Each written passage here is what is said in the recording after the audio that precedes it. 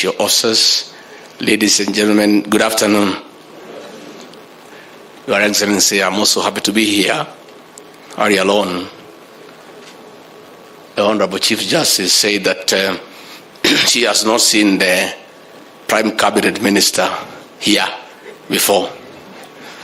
Lady Chief Justice, I've been around your courtrooms for a while in different circumstances. And I say that there is God in heaven.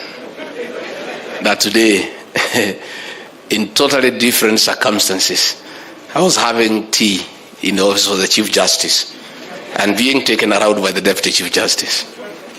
Your Excellency, the independence of our judiciary cannot be overemphasized. As our leader, as our president, you have told all of us repeatedly that your administration has a commitment to strengthen and protect independent institutions, starting with the judiciary. And your policy direction to all of us, those of us who work under you, has been understood clearly and is being implemented.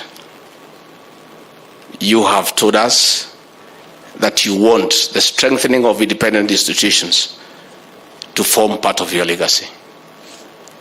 And I want to assure our judicial officers seated here today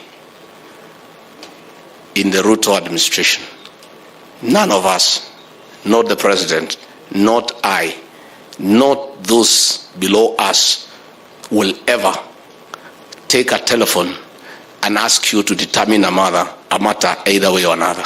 That will not happen. And if you come across anybody purporting to speak for the president, tell them to get you something in writing. And they will not. And if they insist and they persist, look for me, then I'll sort it out. We must have an independent judiciary for our country because it is healthy.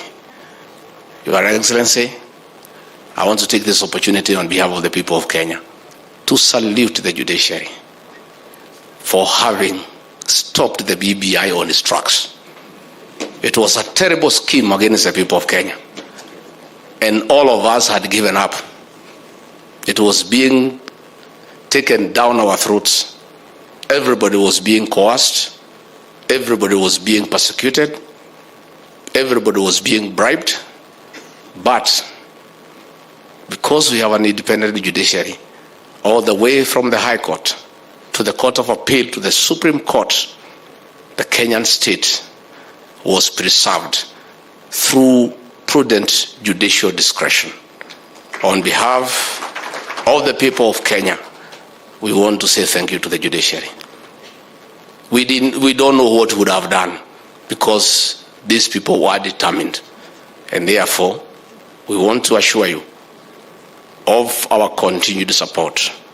And I want to confirm here today that the President, our boss, in his wisdom, has placed the function of coordinating independent offices and constitutional commissions in my office, not for the purpose of interfering with whatever you do, but for the very purpose of providing a facilitative and supportive role to your work by intervening where you need intervention in the treasury and elsewhere in government, because the president wants the independent institutions to be facilitated and supported.